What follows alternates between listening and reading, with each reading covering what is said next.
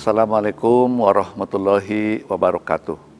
Saya Musliar Kasim, Rektor Universitas Baitur Rahmah, atas nama seluruh sivitas akademika dan pengurus Yayasan Pendidikan Baitur Rahmah menyampaikan selamat menunaikan ibadah puasa tahun 1444 Hijriah.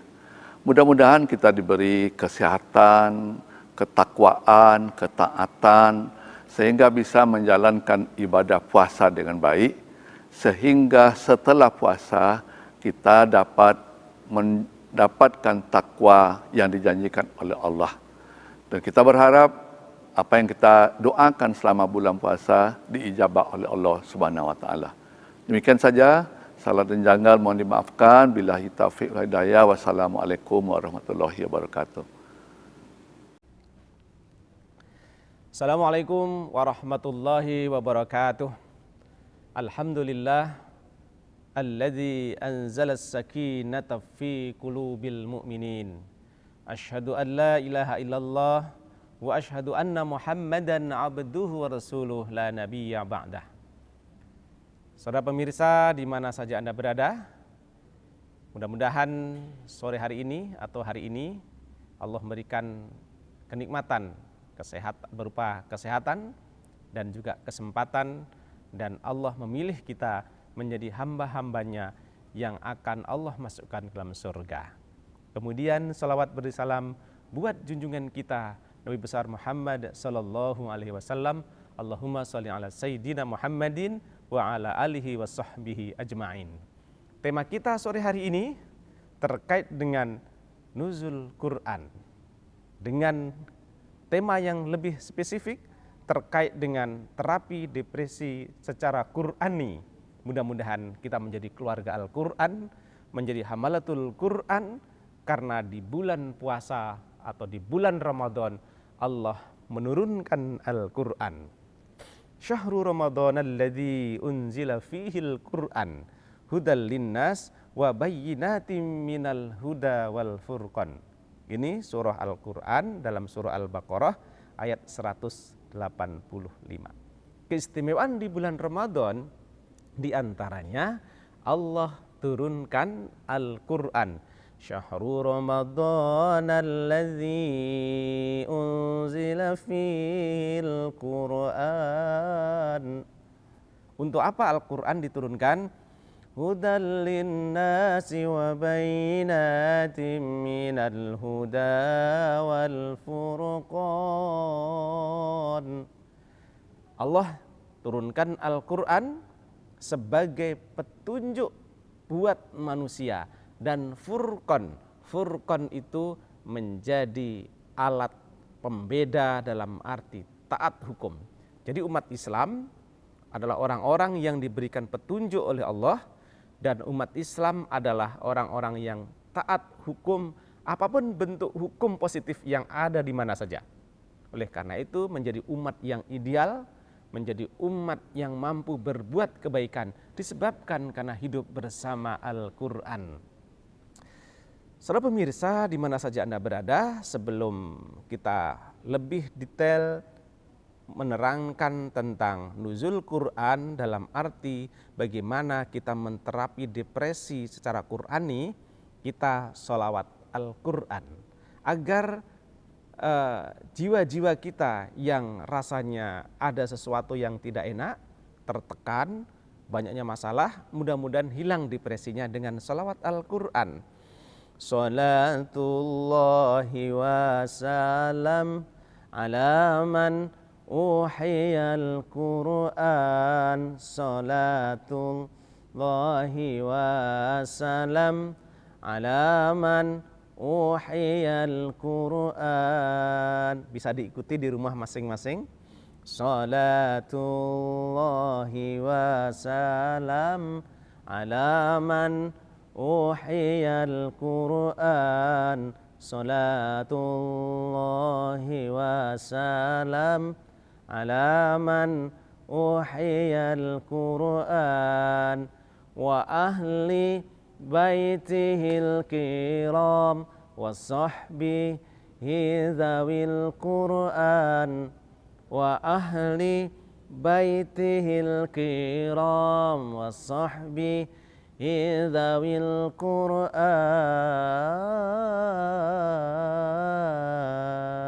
Coba kita rasakan dalam hati kita, pegang dada kita, masihkah ada rasa mendongkol? Masihkah ada rasa menyesal? Masihkah ada rasa marah? Nah, mohon dibaca kembali terapi Al-Quran, terapi depresi dalam perspektif Al-Quran. Nah, kita ulang kembali satu kali lagi. Salatullahi wa salam ala man uhiyal Qur'an. Salatullahi wa salam ala man uhiyal Qur'an wa ahli baitihil kiram wa sahbihi dzawil Qur'an wa ahli baitihil kiram wa sahbihi dzawil Qur'an. Masya Allah. Mudah-mudahan kita menjadi orang-orang yang terterapi dalam perspektif Al-Quran. Dalam surah Yunus ayat 57, Allah berikan terapi Al-Quran bagi kehidupan. Na'udzubillahi minasyaitonirrajim. Bismillahirrahmanirrahim. Wa nunazzilu minal Qur'an ma huwa shifaa'u wa rahmatul lil mu'minin wa la yaziduz zalimina illa khasara. Jadi Allah turunkan Al-Quran sebagai sebuah penawar terapi dan rahmat bagi orang-orang yang beriman. Di sini kata-kata syifa itu sifatnya umum, bisa mengobati hati atau jiwa, juga mengobati fisik kita. Karena sesungguhnya tubuh kita ini kan 60% bersifat air atau cairan. Dan cairan itu juga akan berdampak merespon apa getaran, suara, dan gelombang tertentu. Ketika kita membaca Al-Quran, hati kita sedang gundah gulana, kita akan mendapatkan solusi yang ditawarkan Al-Quran yang kita baca. Coba hari ini, para pemirsa di rumah, buka Al-Quran, baca apa saja ayatnya. Pasti Allah akan berikan solusi. Karena Al-Quran yang sedang kita pegang dan kita baca tidak punya masalah. Di dalamnya ada solusi. Ketika kita membaca wa nunazzilu minal Qur'an ma huwa shifaa'u wa rahmatun lil mu'minin. Di sana adalah terapi, solusi hidup. Tidak pernah Al-Quran bikin masalah. Baca saja. Ketika kita baca surah Nuh contohnya, faqultu astaghfiru rabbakum innahu kana ghaffara. Perbanyaklah baca istighfar. Itu dalam surah Nuh dikatakan Allah, perbanyak baca istighfar. Innahu kana ghaffara. Pasti Allah akan mengampuni. Jadi Al-Quran yang kita baca itu menawarkan solusi, tidak pernah menawarkan masalah. Tapi kalau orang datang ke rumah kita, itu kan bikin masalah. Mau pinjam uang, memberikan pinjaman, asuransi, berbagai ini. Tapi kan bikin masalah. Coba nggak bisa mengangsur 1 bulan saja. Itu perbedaannya, aturan berbeda. Ketika kita kredit saja, 1 bulan kita sedang kredit kendaraan, tidak diangsur 3 bulan mobil kita atau kendaraan kita ditarik. Jadi kehidupan ini banyak persoalan, sementara Al-Quran menawarkan solusi. Maka sehingga hari ini, mulai hari ini, berikanlah kata-kata, aku siap bersahabat dengan Al-Quran. Aku dan keluargaku merupakan keluarga Al-Quran yang selalu membaca Al-Quran. Oleh karena itu para pemirsa di mana saja Anda berada, pastikan di bulan Ramadan ini kita tamat Al-Quran dengan cara dan teknis yang mudah. Yang pertama, jika kita ingin hafal, ingin membaca 1 juz 1 hari, maka setiap sholat bacalah 2 lembar timbal balik. Karena Al-Quran itu 1 juz kan untuk Al-Quran yang pojok itu adalah 10 lembar. Maka setiap kali kita selesai sholat, baca 2 lembar timbal balik, jadi 4 halaman. Maka setelah membacanya, saya yakin dan kita yakin bahwa akhir Ramadan sudah tamat. Tapi kalau kita baca 1 jam mungkin agak membosankan. Baca saja 7 menit atau 10 menit setelah sholat. Insya Allah 1 malam akan tamat 1 juz. Setelah sholat subuh, setelah zuhur 4 halaman, asyar 2 halaman timbal balik berarti 4 halaman. Kalau nanti siap maghrib sempat, kalau tidak sempat setelah tarawih, sudah selesai tarawih berarti harus 8 halaman. Mungkin setelah maghrib tidak akan sempat. Kita berbuka, kemudian ke masjid atau ke musola, balik lagi kita makan. Kalau berbuka itu kan minum dulu, karena tanda-tanda orang berilmu berpuasa dengan orang yang tidak berilmu itu beda. Kalau orang yang tidak berilmu, begitu terdengar suara serine untuk berbuka dan orang azan, biasanya langsung minum, makan. Itu tandanya belum berilmu. Ya, jadi para pemirsa di mana Anda berada, kalau sudah terdengar suara azan, kemudian kita berbuka, minum yang manis dulu. Minum, makan buah-buahan atau kurma. Kemudian jelang itu kita sholat dulu. Sholat maghrib, maka metabolisme tubuh itu akan lebih teratur. Setelah sholat baru makan, itu akan lebih sehat. Tandanya kita berilmu. Tapi kalau orang-orang yang tak pernah berilmu atau nggak mau tahu ilmunya, begitu azan berkumandangan, minum, makan kurma, makan kue-kue, langsung makan besar. Makan nasi, makan lauk, yang lainnya, minum lagi, berat badannya, terasa berat, baru sholat.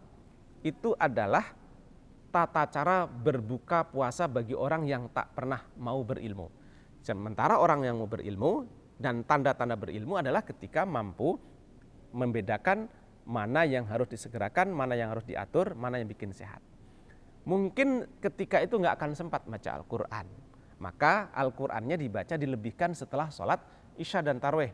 Kalau setelah sholat Isya kita mendengar ceramah, sholat Tarawih tentu kita ngikutin imam, baru akhirnya setelah sholat tarawih kita membaca Al-Quran kembali 4 lembar atau 8 halaman. Insya Allah dalam 30 hari akan tamat atau hatam kita 30 juz. Hari ini yang kita muliakan. Kemudian semangatnya adalah kenapa kita harus membaca Al-Quran sebagai sebuah terapi kehidupan.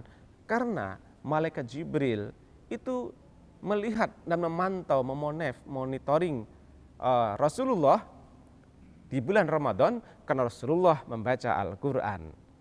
Karena Jibril yalqahu, sesungguhnya Jibril menemuinya. Kata menemuinya itu adalah menemui Rasulullah, berjumpa dengan Rasulullah.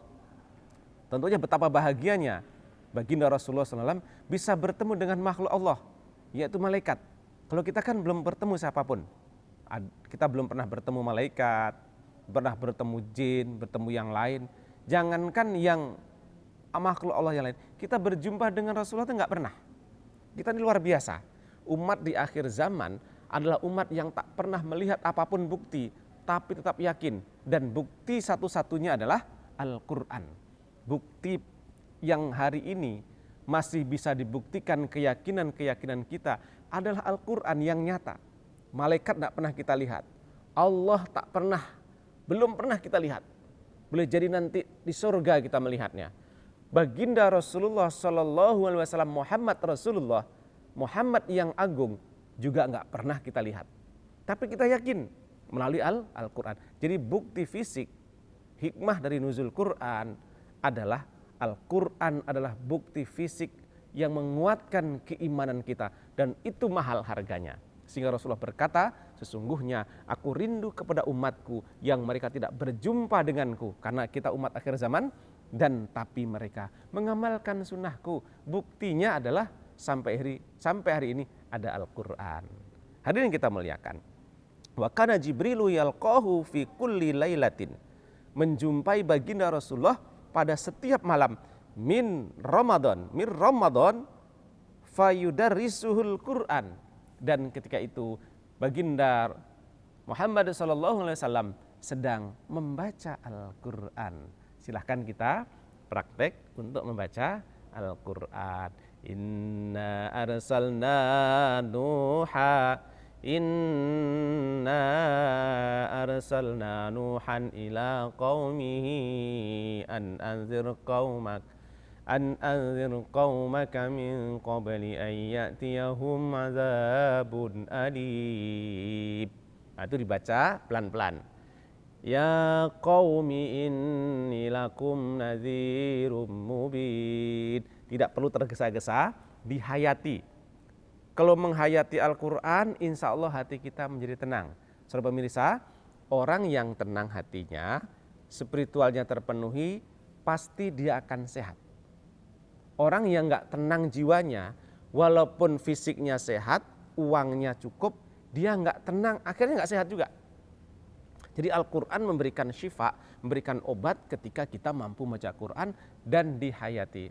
Qala ya qaumi inni lakum nadhirum mubin an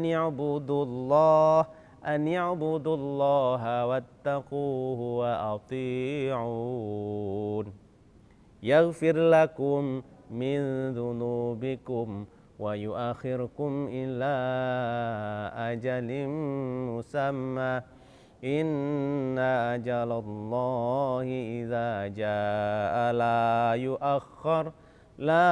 yu'akhkharu law kuntum ta'lamun.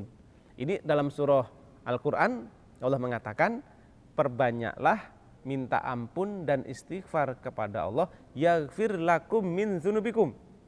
Maka mintalah ampun pada Allah dari kesalahan-kesalahanmu ila ajalim musamma, sebelum Allah memanggilmu dengan ajal yang sudah ditentukan. Jadi ketika kita baca Al-Quran, kita baca dengan pelan-pelan, tartil, indahkan suaranya, dan kemudian hayati kandungannya, insya Allah hati kita menjadi tenang. Itulah yang syifa.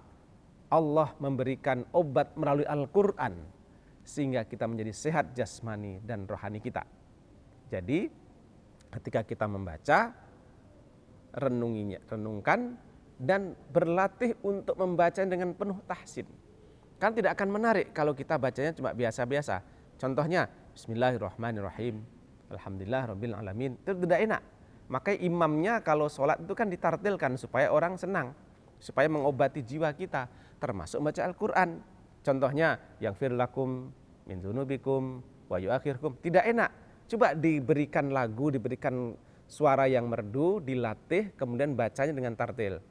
Contohnya yaghfir lakum min dzunubikum wa yu'akhirukum ila ajalim musamma. Ya kan enak, orang dengarkan enak, kemudian kita sendiri enak, dan alam semesta ikut berzikir terkait dengan bacaan-bacaan Al-Quran. Dan nanti di akhirat, di surga, kita akan diberikan piala terkait dengan kita hamalatul Quran. Saudara pendengar dan pemirsa di mana saja berada, mudah-mudahan kita menjadi keluarga Al-Quran. Kita ulang kembali sholawat Al-Quran dalam rangka tema kita Nuzul Quran terkait dengan terapi depresi secara Qurani. Sholatullahi wa salam ala man uhiyal Quran. Kita artikan sholatullahi wa salam, sholawat kita sampaikan melalui Allah kepada baginda Rasulullah. Sholatullahi wa salam ala man, kepada yang seseorang diwahyukan Al-Quran, yaitu baginda Rasulullah.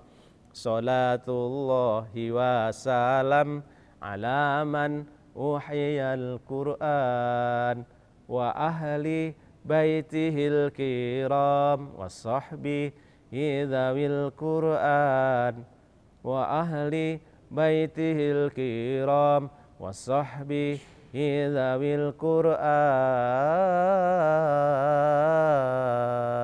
Mudah-mudahan nanti di teksnya ada, cari di internet atau di Google terkait dengan sholawat Al-Quran. Dimulai dengan pelan-pelan, kemudian hayati, mudah-mudahan menjadi keluarga Al-Quran. Sholatullahi wa salam ala man uhiyal Quran. Sholatullahi wa salam ala man uhiyal Quran wa ahli baitihil kiram was-sahbi dzawil Qur'an wa ahli baitihil kiram was-sahbi dzawil Qur'an wa ahli baitihil kiram was-sahbi dzawil Qur'an. Demikianlah yang bisa kita sampaikan. Selamat menjalankan ibadah bulan suci Ramadan, dan pada sore hari ini kita ucapkan selamat berbuka puasa. Semoga puasa kita diterima oleh Allah Subhanahu wa taala. Billahi taufik wal hidayah. Assalamualaikum warahmatullahi wabarakatuh. Penerimaan mahasiswa baru Universitas Baitur Rahmah terdiri dari S1 dan Profesi Dokter Umum, S1 dan Profesi Dokter Gigi, S1 Manajemen dan Kewirausahaan, S1 Kesehatan Masyarakat, S1 dan Profesi Kebidanan, D3 Radiologi, D4 Keperawatan Anestesiologi, S1 Administrasi Rumah Sakit, S1 Farmasi Klinis, dan D3 Akademi Keperawatan Baitur Rahmah.